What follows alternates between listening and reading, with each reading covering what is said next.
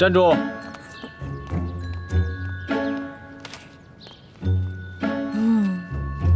又要去哪儿啊？我存粮没了，打算出去买点好吃的。就知道吃。你知不知道，孙福失踪以后，清廷上下有多震动？现在外面风声有多急？知道啊，不过孙福跟他的贴身侍卫早就死翘翘了，怕什么？你呀，本事不大，胆儿倒挺肥的。现在清廷在全国范围内加强了对反清势力的清洗，不要说是元州，就连京城，也比平时多了很多的暗探。知道了，猪哥哥，我就出去买点吃的，马上就回来。你的保证我可信不过。你还记得元州春风院的老鸨吗？当然记得了。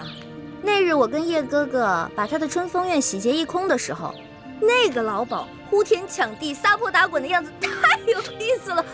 抢劫妓院，亏你想得出来。每次行动都是这样，不知道轻重。当时情况那么危急，少跟我嬉皮笑脸的。听说那个老鸨进京找鳌拜告状来了，你要是碰上了，你以为啊，就凭你这个不入流的易容术啊，能逃得过他那双老眼吗？猪哥哥，京城那么大，怎么就被我碰上了？那也太巧了吧！万一碰上了怎么办？万一碰上了，那我就脚底抹油溜呗。反正，在咱们几个当中，我的轻功是最高明的。你要是不信的话，来追我呀！回来！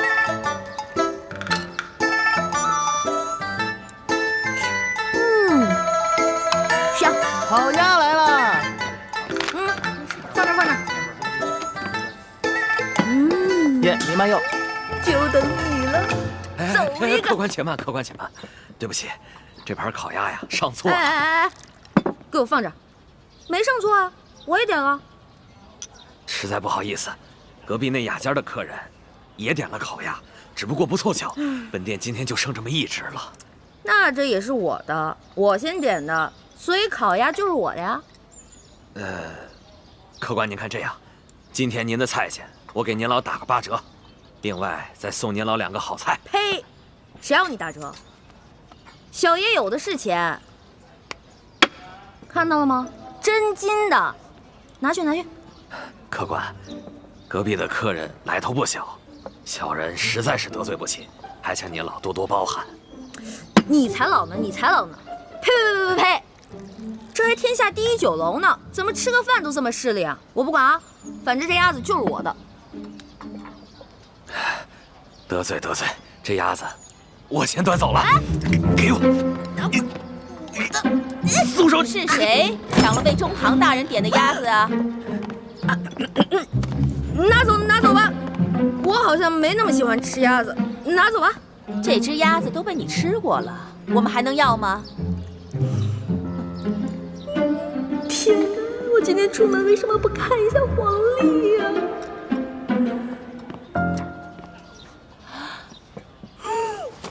是你？不是我。小丫头，上次在我春风院，你就已经被我识破一回了。老娘我阅人无数，就你这点小把戏，能瞒得过老娘的眼睛吗？想吃顿饭怎么就这么难呢？给我抓住他！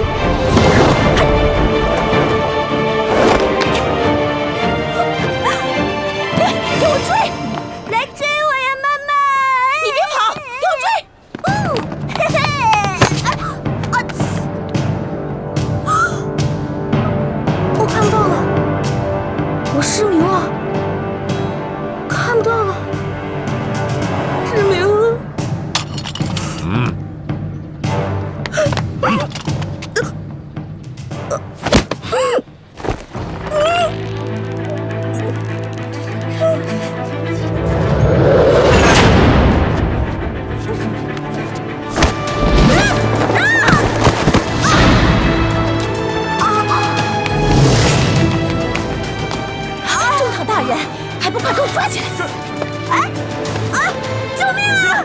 救命啊！救命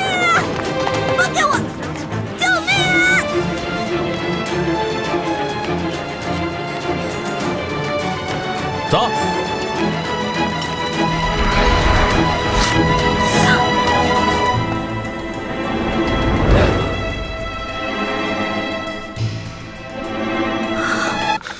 你说什么？易欢被鳌拜抓走了？不错，鳌拜号称大清第一勇士，身边又带了好几个武功高强的侍卫，我们不敢贸然出手相救。申盟主，我们现在怎么办？先不要轻举妄动，等九楼兄弟的消息，切莫打草惊蛇。是。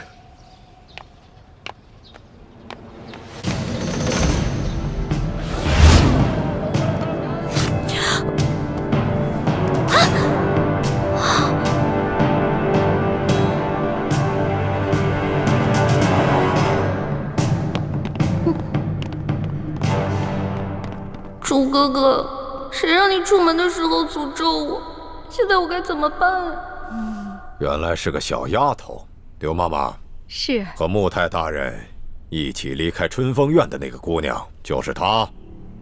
回中堂大人就是她。你别老这么盯着我看呀，盯得我心里直发毛。啊，冷静冷静，现在一定要冷静。大胆妖女，你把知府大人弄到哪儿去了？还不快从实招来！若有半句假话，我……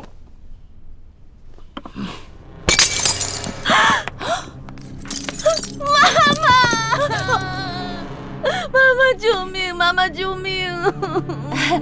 哎呀，只要你老老实实说出知府大人的下落，我可以向中堂大人求情，饶你不死啊！快说，真的？快说快说！行吧，那我说，那日知府大人呢说要带小女子去一个好去处，当时小女子开心极了，还以为从此攀上了高枝，可以无忧无虑了。可谁知道知府大人却把小女子带到了一个特别偏的地方。当时我就想啊，这也许知府大人的正事太厉害了，想要收小女子做外宅。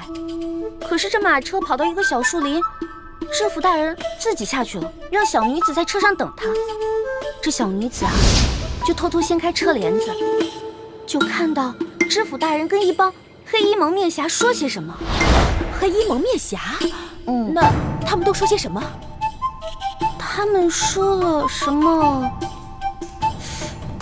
谷啊，什么王啊，什么蒙，什么他们是不是在说明珠谷、晋王？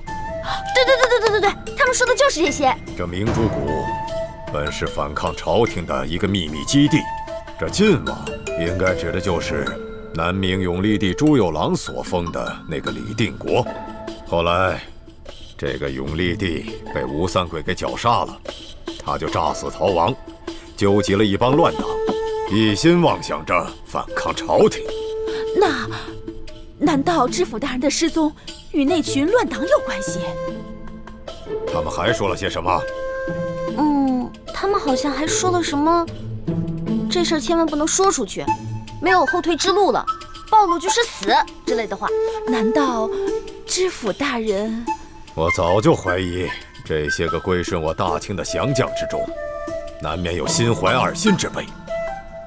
这个穆泰原名叫孙福，本是李定国的二儿子李嗣兴的心腹手下。这件事情必定是李定国指使的，他假意归顺我大清，现在却勾结了一帮前明的余孽。丫头，他们还说了些什么？你给我仔细的想想。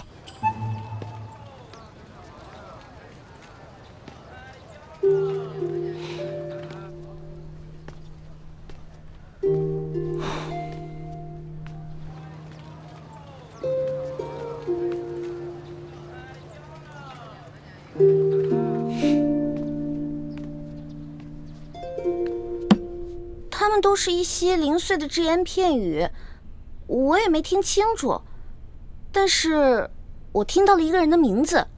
他们每当说到这个人啊，声音高涨，义愤填膺，还破口大骂呢。他们在骂谁？他们好像在说什么敖王吧，敖乌龟，还敢称自己是第一勇士，早晚把他打得满地找牙。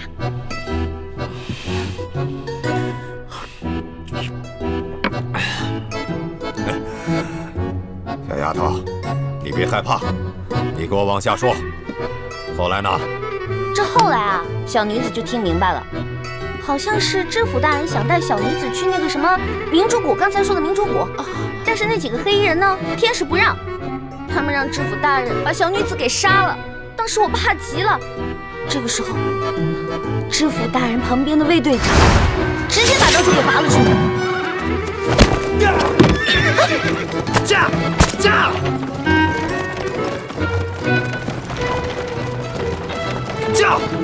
你来驾马车，我去对付他们。我不行，我不会驾马车。想死就快点，抓住缰绳！快！再后来呢？再后来，小女子就拉着马缰绳，一直跑啊，就听到后面刀剑撞击的声音越来越大，我就跟着马车一直跑。这后来马儿累了，停下来了。小女子怕他们赶过来，把我杀了，我就跑了。这个卫队长，是我安排在孙福身边的一个密探，多半是他发现了孙福和乱党勾结，所以这个孙福才会杀人灭口。小丫头，出了这么大的事情，你怎么不去报官呢？啊！我害怕呀，一个是知府大人，另外几个是歹徒，我怕我去报官以后，反而会送了小女子的命。那我问你，你后来怎么又跑到京城来了呢？因为小女子不敢留在元州了，小女子怕他们追杀我呀，我就想说，要不要回京城找自己失散多年的哥哥呢？但是京城这么大，我找不着啊，就只好干一些小偷小摸的事儿，过日子了。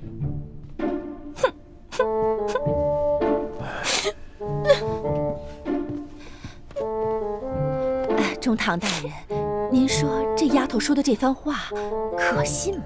此事涉及到诸多复杂的背景和隐秘之事，绝非一个普通的小女贼所能够知晓。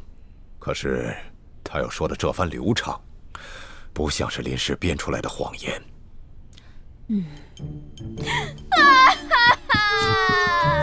大人，小女子再也不敢了，小女子再也不敢偷了，死也不敢偷了。大人，妈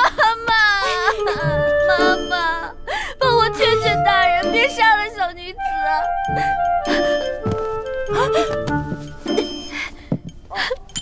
这是小女子以前偷的，全当孝敬您的。帮我跟大人求求情，千万别杀了小女子啊！中堂大人，您看这丫头该如何处置？且先不要声张，这样，先把这个小丫头带回府上再说吧。多谢大人，多谢大人。主子，不好了，出事了！出什么事了？刚才奴才到慈航药铺去传话，药铺的掌柜跟我说李少侠他失踪了。易环失踪了啊！药铺的掌柜说，李少侠的哥哥现在急得团团转，正在安排人四处寻找呢。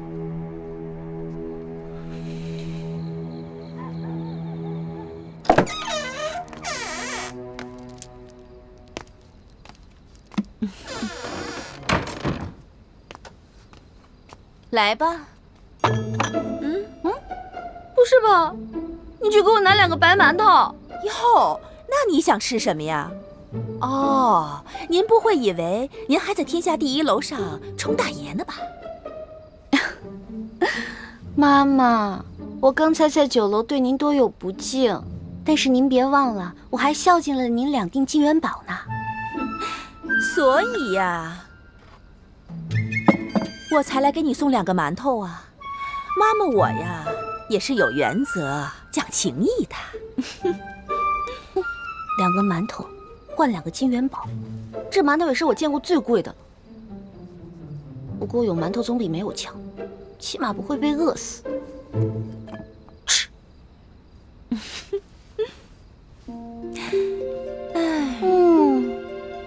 这些馒头里再加几片烤鸭，哇，那烤鸭的肥油在嘴里流淌着。哟，到这个时候了，你还只想着吃呢？哎，你就不怕这是你最后一顿晚餐？怕怎么办啊？怕也得吃啊，总不能这样等死吧？妈妈，其实这京城啊有不少小肥羊，都被我宰过。我在住处啊还藏了些钱，要不然咱俩平分？不行， 64，我4你6行了吧？不行，你就是全给我，我也不敢放了你啊！哎呀，这钱再多，没命花了，也没意思了，不是？妈妈，哎呀，求求您了，您说杀了我容易，但是你们把我留着有用啊！京城肥羊那么多，我出去帮你们抓肥羊啊，回头那钱全都给你，你看行不行啊？放了我啊！哎呀，你这小丫头啊，果然是有点意思。妈妈我呀，训练了那么多女孩子，她们也全是中堂大人千挑万选出来的，可是她们呀，没有一个有你的美貌，也没有一个像你这么机灵。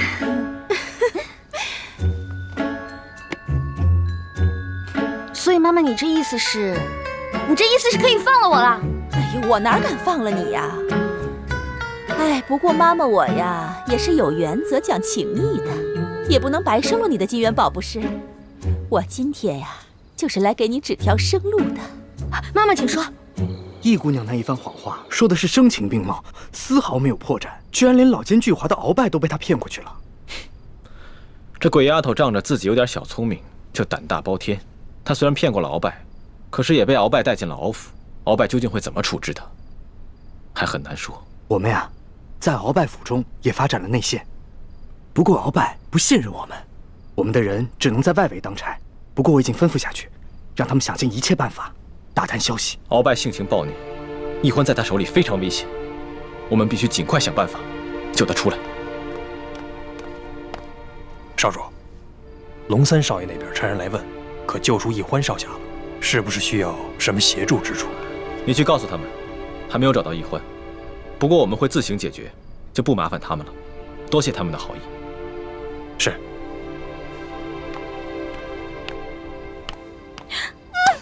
妈妈，你选对人了。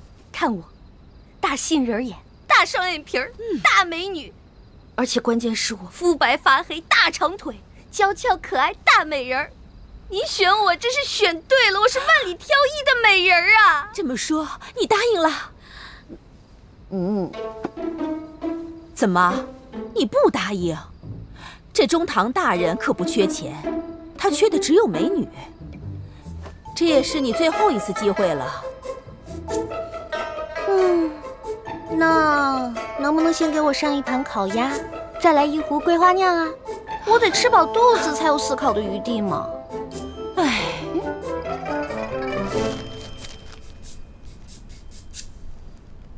小虎，通知鳌府的内应，告诉他，我会在府外100丈之内的地方等他的消息。一旦鳌拜要杀易欢，让他立刻发出信号。少盟主的意思是，万一鳌拜要杀易姑娘，您就亲自冲进去救她。鳌府戒备森严，少盟主的身份非比寻常，千万不可冲动。不到万不得已，我自不会冒险。不过如果鳌拜真的要杀易欢，我也顾不了那么多了。少盟主对易姑娘情深意重，只可惜她还懵懵懂懂，不知珍惜，反倒给您惹麻烦。易欢不是有意的，我不怪他。你快打探消息吧，我也要召集人手，做好随时闯府救人的准备。属下遵命。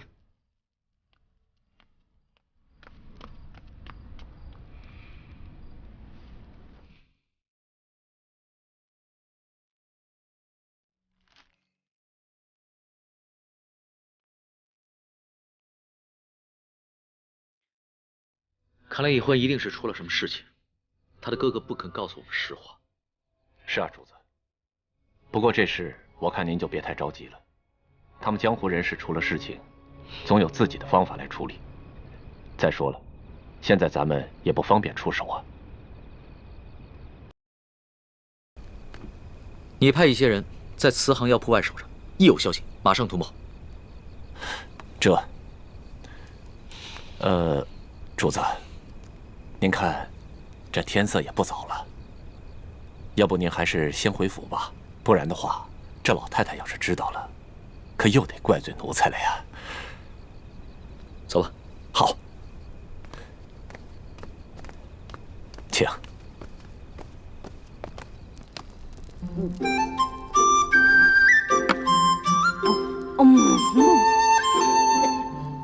哎呀，您这整只烤鸭都吃完了，还没考虑好呢。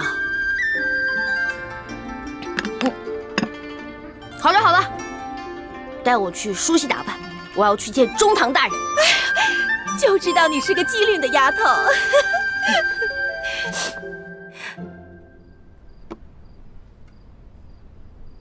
刘妈妈，哎，你真觉得易欢这个丫头，她合适吗？大人，这宫中虽然美女如云，可大多怯懦胆小，像易欢这么娇俏活泼、聪慧机灵的女孩子不多。如今啊，皇上正当青春年少，应该呀，很容易就被这种女孩子吸引的。这个丫头啊，生性胆大，喜欢疯，我真怕她入了宫以后啊，咱们不好掌控。易欢这丫头啊，是有很多弱点，贪财贪吃，又贪荣华富贵，怕苦怕疼还怕死，所以呀，很容易就被掌控。况且呀，咱们还可以给她服用大补丸呢，到时候不怕她不听咱的话。咱们先后也送了不少的女子进宫，可是只有一个被皇上宠幸，只可惜又被新来的厉贵人抢去了风头。眼下咱们也没有更好的人选了，这一次只能再赌一回了。哦，不过老身这眼下唯一担心的是，这丫头她会武功，只怕进宫之后会不会引起怀疑啊？这倒无妨。咱们满族的姑娘从小跟着父兄在马背上长大，会骑马射箭，这是寻常之事。这样，老夫为她伪造一个武将之女的身份，这样一来，她会一些简单的武功，不就说得过去了吗？对。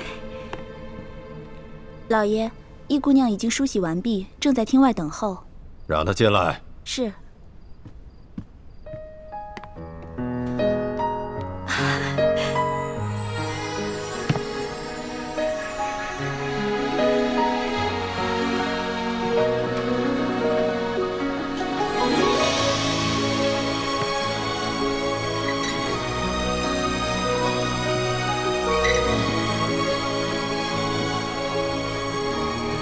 小女子拜见中堂大人。好，谢谢中堂大人不杀之恩。易欢，你是否真心愿意为老夫所用啊？小女子誓死效忠大人。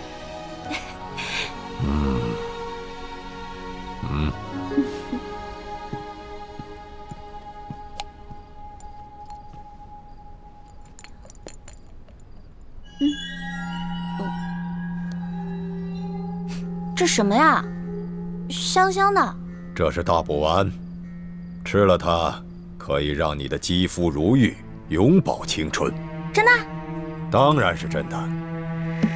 这大补丸确有补气益血、健身养颜之功效，只不过一旦吃下去，就必须每个月都要吃一颗，否则的话，你就会肠穿肚烂，让你死得苦不堪言。怎么样？如果你愿意为老夫所用，就服下这颗大补丸。只要你能够乖乖的听老夫的话，老夫每个月都会给你一颗的。那大人，如果我不吃这颗大补丸，您是不是就要杀了我啊？哼！你先是对元州知府勾结乱党一事知情不报，后来又在这天子脚下偷盗行窃，这哪一条都该杀头。哼，什么大补丸？不就是慢性毒药断肠散吗？本姑娘10岁的时候就会配，也会解了。我现在这副害怕为难的样子，不过就是为了麻痹你这个大坏蛋。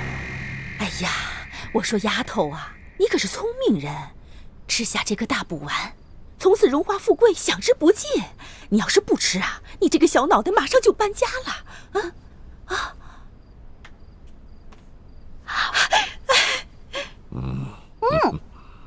甜甜的，跟糖似的。还有吗？你真拿它当糖丸了，当饭吃呢？您看你，我不吃的时候吧，喊打喊杀的。我说再吃几颗，你又舍不得。你说这丫头多有趣啊！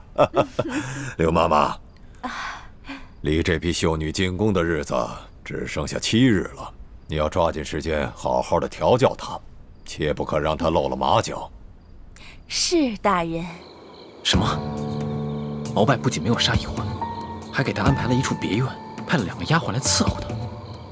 易姑娘也不知道想出了什么办法，事情的进展出乎我的意料。不过至少易姑娘暂时安全了。少盟主，还请您先撤，我们的内线会想尽办法跟易姑娘接上头的。一有消息，我马上禀报少盟主。好，多加小心。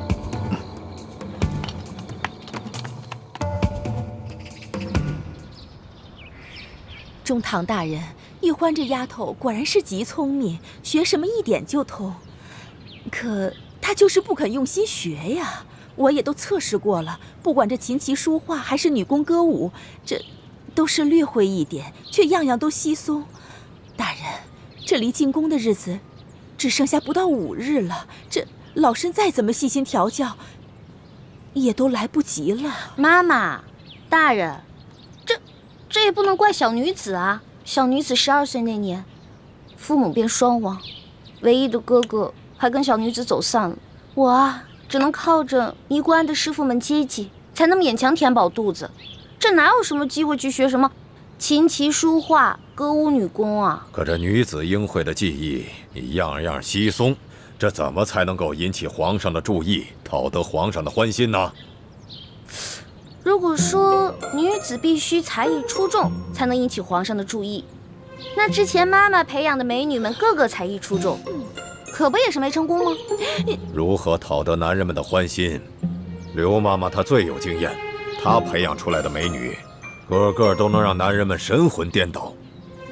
只可惜皇上他年少，情窦未开，再加上这后宫美女众多，没能引起皇上的注意，所以他们才未能大展身手嘛。哎，这您就说对了。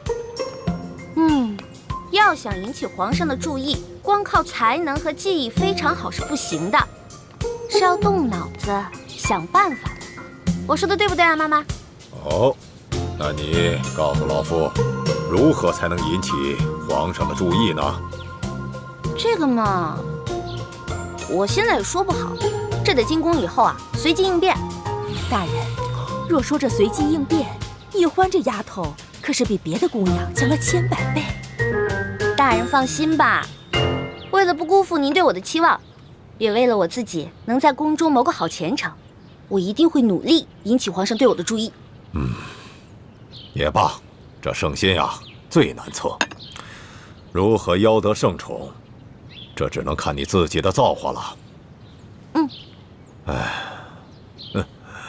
只可惜老夫没有女儿，若是老夫有一个像你这般机灵的女儿，那就好了。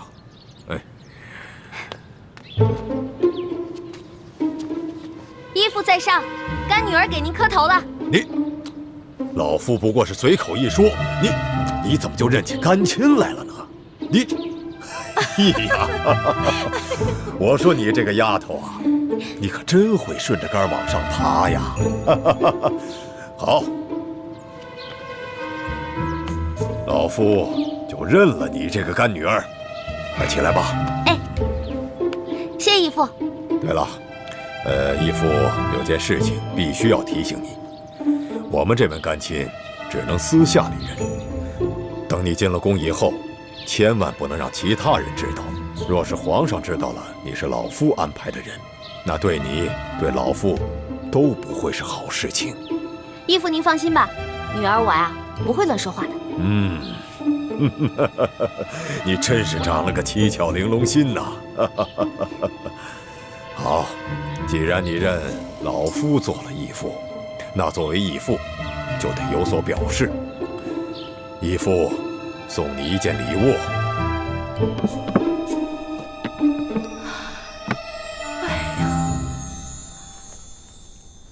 这件金蚕丝背心乃是天下独一无二的宝物，轻薄柔软，却刀枪不入，水火不进。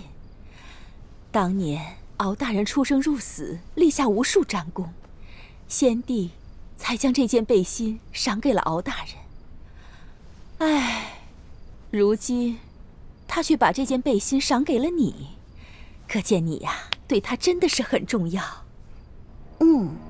你们要我去皇帝身边做卧底，当然得先笼络我了。但如果事情不顺利，你们肯定会杀了我灭口。到时候就算我穿着金蚕背心，也不可能逃过你们的毒手。哎，妈妈，我能拜到中堂大人门下做干女儿，那多亏了妈妈的帮忙。您放心吧，以后如果我大富大贵了，肯定不会亏待妈妈您的。就你的小嘴会说话。哎，妈妈，我看看金蚕背心呗。啊，哎，你看看，金蚕背心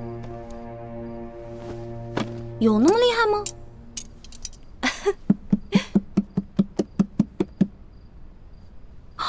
哇，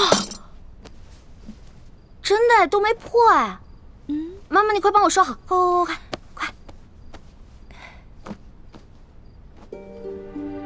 朱哥哥说过，京城第一酒楼和鳌拜府中都有咱们明珠谷的内线，那他应该已经知道我现在的处境了，肯定会让府邸的内线来和我接头。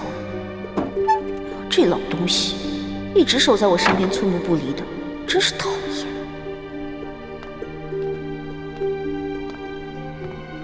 这都是吃的？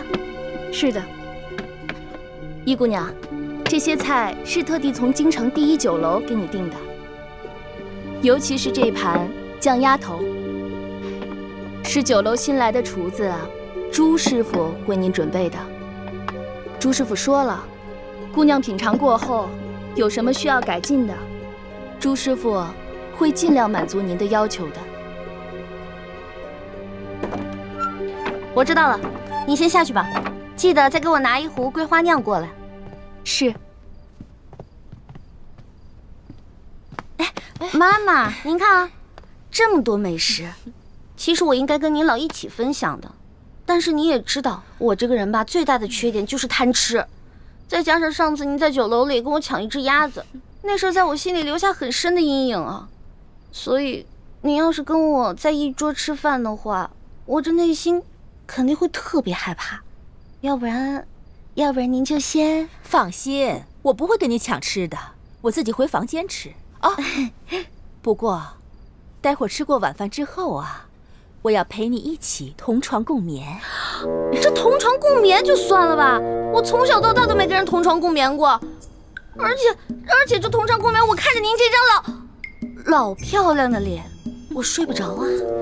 今晚不行，我必须要陪你一起睡，因为今天晚上妈妈要调教你一些床上功夫。哎呀，只有这样，皇上召你侍寝之后，才会被你迷得神魂颠倒。你现在害羞啊，等将来进了宫，得到了皇上的圣宠，你还要感激妈妈的调教之恩呢。行，我谢谢你妈妈。你别说了，你赶紧走吧。你走吧，你说的我都羞死了。快回去吃饭吧。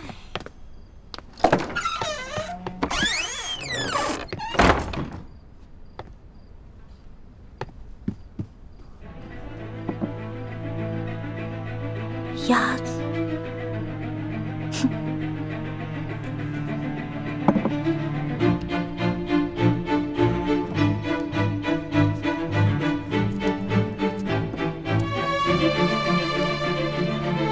已安排内线救你。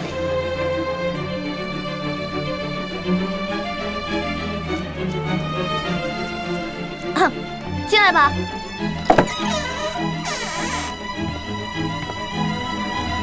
易姑娘，您要的桂花酿。玉欢姑娘说，她决定将计就计，待进宫之后，把鳌拜的所作所为全部告诉龙三，以挑起鳌拜和康熙小皇帝的矛盾。易欢虽然口口声声反对我们光复大明，但一旦有机会，还是会奋不顾身地帮助我。玉欢姑娘还说，鳌拜对她不太信任，正在满京城查找他失散的哥哥。为了不让鳌拜起疑心，还请少盟主做好准备，配合他演好这出兄妹相认的戏码。知道了。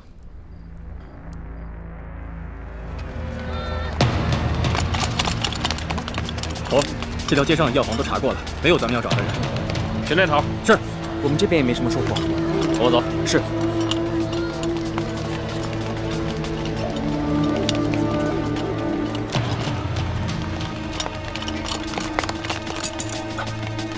掌柜的，怎么了，各位军爷？有什么事儿吗？你这儿可有一个叫李建清的年轻的郎中？有，不过正在给病人看病呢。军爷，你就是李建清？正是。好了，怎么，军爷想要看病吗？蜀中人士。是。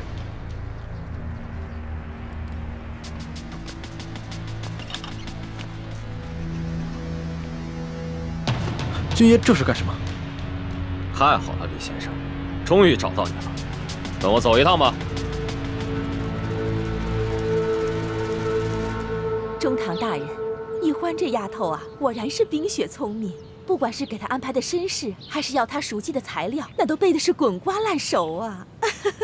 还有那些重要的私密记忆，我昨夜都已传授给她了。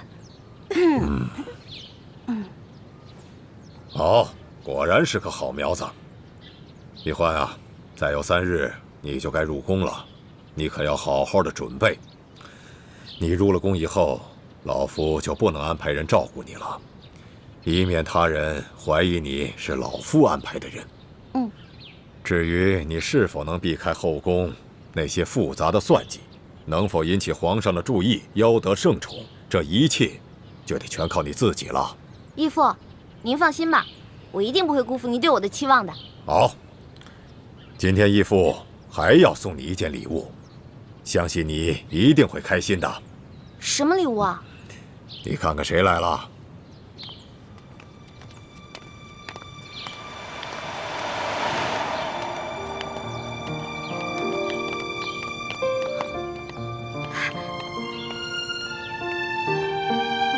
大哥。你是小妹，大哥，小妹，大哥，对不起，都是我不好，我以后再也不会这样了，以后我一定听你的话。小妹，真没想到会在这里遇见你，我还以为你出事了呢。你知不知道，这些年哥哥一直在找你，找不到你，我心里多着急啊。知道了，我以后再也不会那样了。小美，大哥，没事就好，过去的事情就不要再提了，啊！快来，我来给你介绍，这是义父，快给义父跪下。草民李建清，拜见中堂大人。一谢大人救了欢妹，二谢大人让我们兄妹团聚。不必多礼，起来吧。谢大人。坐。义父让你坐呢。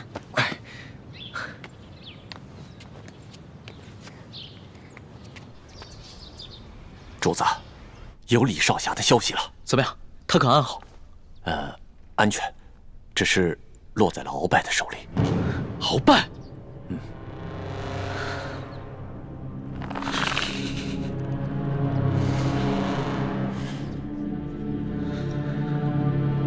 恕草民冒昧，中堂大人最近是否经常心神烦躁？是否无论何种美食，都是食之无味，难以下咽？你怎么知道？医者望闻问切，可知百病。草民看中堂大人的脸色，似有思虑过度之症。这过思则伤脾胃，也伤元神，自然会食之无味，难以下咽。那可有办法医治啊？这个简单，待草民为大人号个脉，开几副方子调养调养，自能改善。早就听易欢说过，你这个当哥哥的，自幼跟着师傅在外游历行医，学了一身的好医术。虽然是不能够让人起死回生，但也是救人无数。今日一见才知道，他所言非虚啊。老夫现在年龄大了，经常身体不适，你可否愿意留在府上为老夫效力呢？这个老坏蛋，果然还是不放心我，想拿朱哥哥做人质。草民做了多年的游方郎中，虽然学到了不少民间的验方，但四处漂泊甚是辛苦，所以想在京城安顿下来，慢慢谋个前程。只是坐堂问诊，收入微薄，若能投靠在中堂大人门下，草民自是求之不得。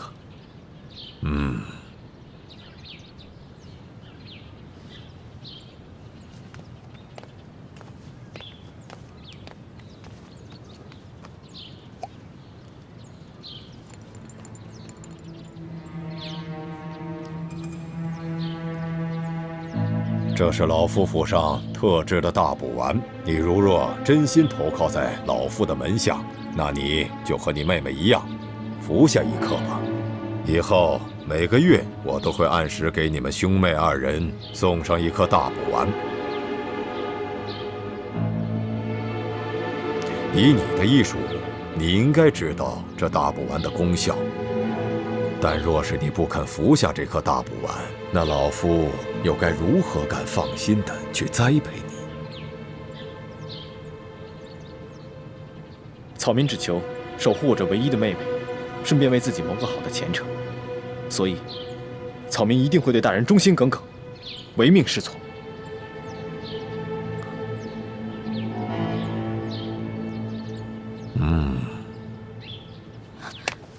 义父，女儿还有一事相求，希望义父可以答应。你尽管说，只要老夫做得到，都会满足你。可不可以在宫中也给我哥哥某一份差事啊？因为这样我们两个既可以互相照顾对方，而且不用经过他人之嘴传给您宫中什么事儿啊，直接让我哥哥来跟您说，既方便又安全。您觉得呢？这个主意不错。眼下就有一个绝好的机会，宫中的太医院本月之中就有一个老病告退，一个回乡丁忧，眼下还正缺人手。以李先生的精湛医术啊，老夫完全可以在太医院为你留一个职务，这样你们兄妹二人联络起来也就方便多了。多谢义父。只是这宫中禁忌甚多，你们二人入宫以后，切不可让其他人知道你们的兄妹关系。女儿知道了。草民明白。前段时间皇上龙体欠安，精神倦怠，神思恍惚，可不知道为何又突然好了。李先生，你到了太医院以后，帮老夫多加留意，看看是哪位太医医术如此高明，这么轻松就医好了皇上的龙疾。老坏蛋，你是想查出谁解了你给皇上下的毒吧？草民明白，草民一定会多加留意，有什么情况马上向大人汇报。鳌拜逼着李易欢服下了大补丸，说什么要把他送到宫里去，给他做密探。大补丸？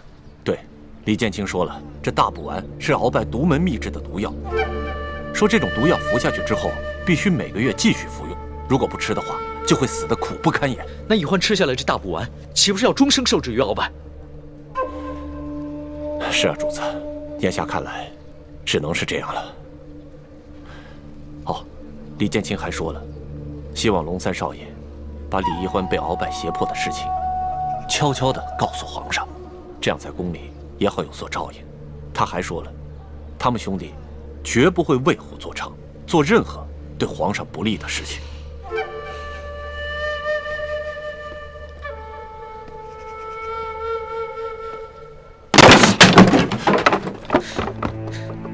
主子，您息怒啊！这个鳌拜越发的胆大妄为了。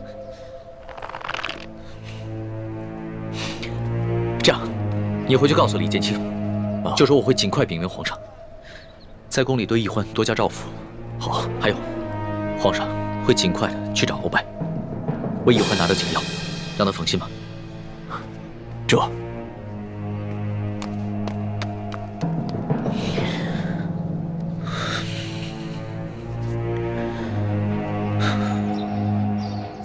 皇上的头晕病可好些了？已经大好了。前几日，哀家传鳌拜来陪哀家赏春，借机哀家点了他几句。他是个聪明人，应该明白哀家的意思，想必他会收敛一些。皇上还年少，全仗皇祖母的扶持。今年选中的这批秀女是不是都进宫了？最后一批也于3日前进宫了。那皇上有没有中意的？妾身催过皇上，可皇上一直忙于政事，抽不出时间去选秀女。这皇上啊，真不像他皇爷爷和皇阿玛，没有沉迷女色。这也好也不好啊。好呢，在于他忙于政事，励精图治啊。这不好呢，他是迟迟不能大育皇嗣，哀家还指望着早日抱重孙子呢。妾身和众姐妹一定用心服侍皇上，让皇祖母早日得偿所愿。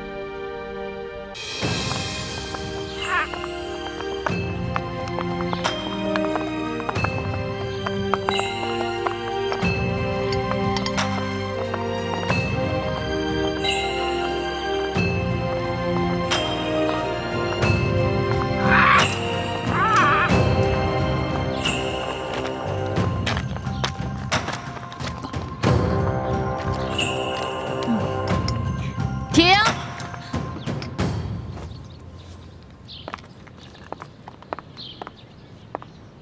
走路的时候呢，手不能抬得太高，也不能放得太低，要恰到好处，这是规矩，知道了吗？知道了。继续吧。等一下，刘嬷嬷，我们这都练了2个时辰了，这早就过了饭点了。我们现在又累又渴的，能不能让我们先吃点东西啊？不可以。什么时候你们练好了，我觉得合格了才能休息。继续走吧。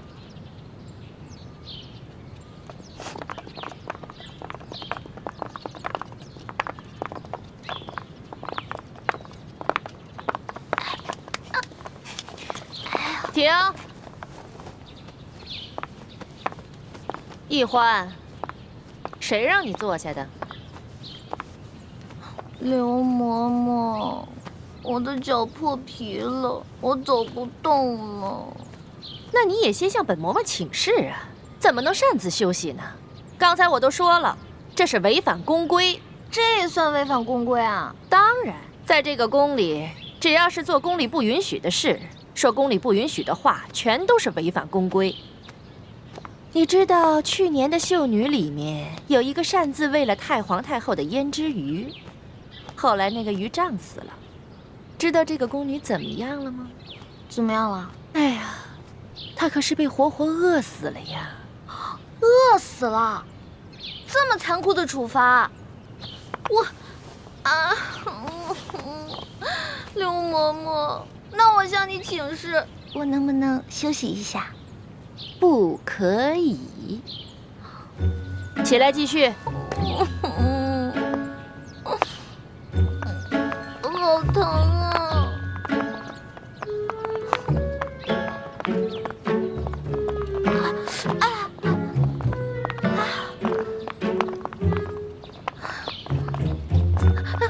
刘嬷嬷，怎么了？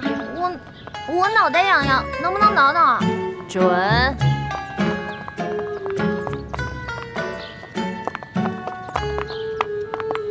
刘嬷嬷，说。我想，对不起啊，您您肯定是那种通情达理的人嘛，不可能不让我打喷嚏的，是不是？下回憋住嘛。你哪儿那么多废话呀？赶紧走！哦。嬷嬷，你又怎么了？就这么一会儿，你举3次手了？不是您说的吗？有事儿之前必须举手请示啊。什么事儿说？我想放屁。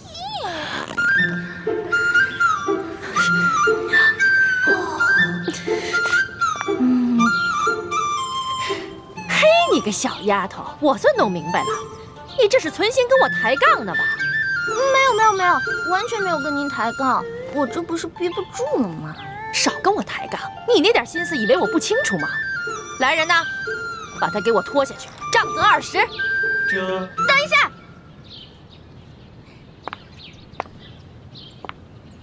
刘嬷嬷，您可知道吏部尚书丁大人啊？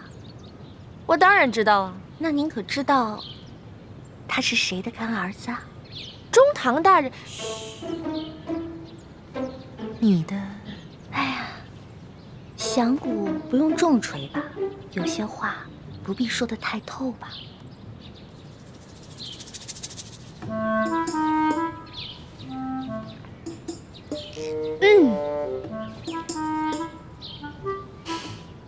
算了，我就看在你讲磨破皮的份上，放你先去休息一会儿吧。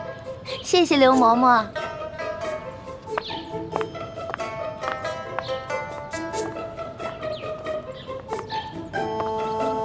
继续练呐。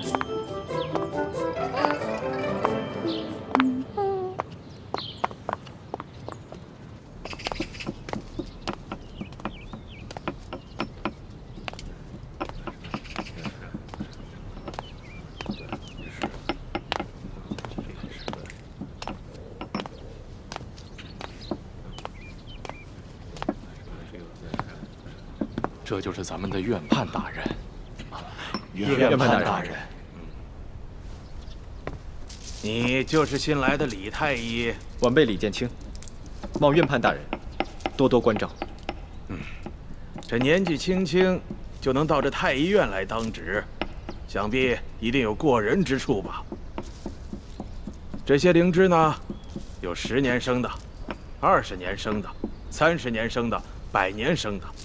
药工们在晾晒灵芝的时候，突然下雨了，他们慌慌张张地抢收，把一些灵芝混在一起了。不知李太医可否3日之内将这些灵芝按年份分开，以便配药之用啊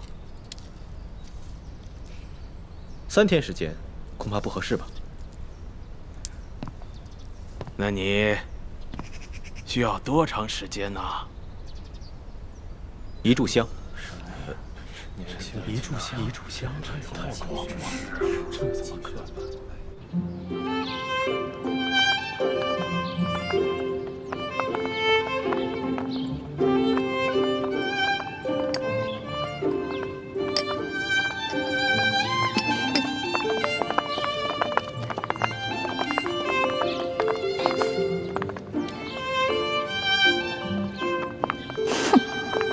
自己坐着，有吃有喝的，却让我们饿着肚子受累。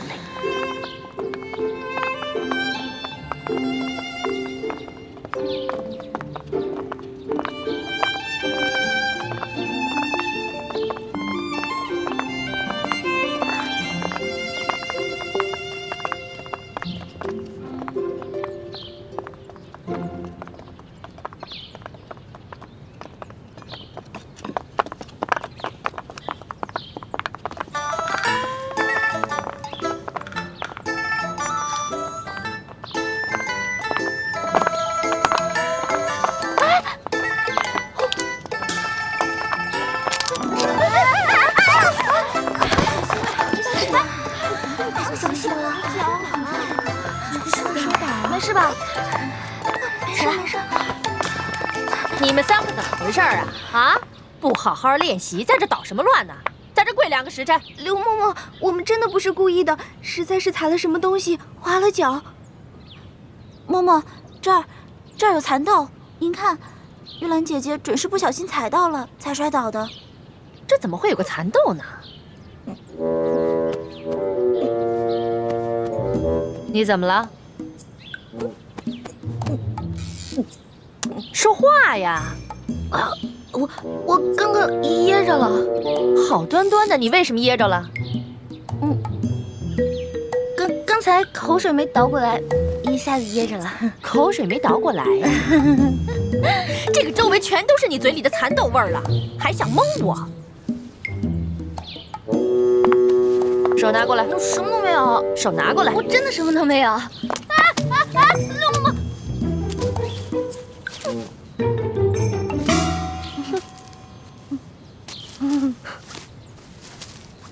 哼，你还想抵赖吗？看来我不给你点教训，你是真不知道什么是公规呀。来人呐，等一下。刘嬷嬷，您忘了，我呢可是中堂大人的。什么人违反公规都要受处罚？你以为我到现在还没回过味儿来吗？其实刚才我就想明白了，中堂大人怎么会派你这么一个不知道天高地厚的野丫头进宫来呢？你既然那么嘴馋，又担心挨饿，那我就罚你今天闭门思过，谁都不许给他吃喝。什么？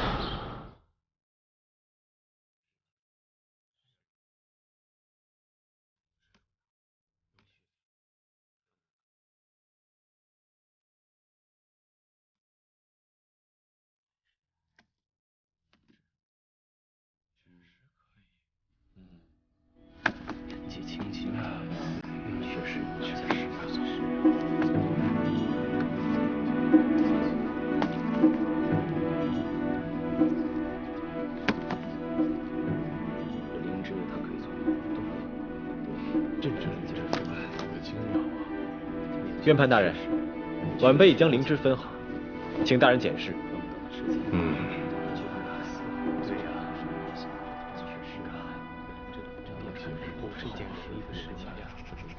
年纪轻轻，有如此造诣，实属不简单呐。晚辈不过是班门弄斧，日后还要仰仗大人多多关照。好，有真才实学，不骄傲。李太医前途不可限量啊！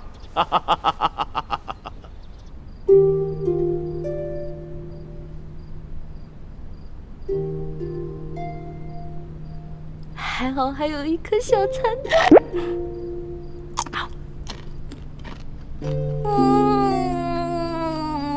好吃。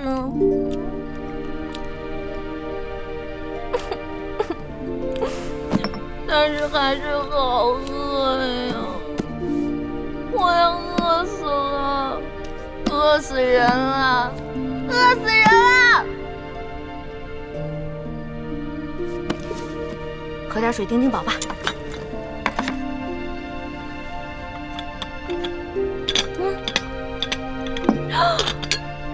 不是吧？啊！好饿呀！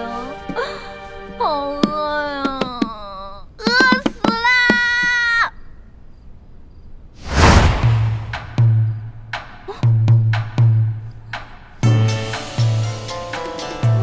好呀。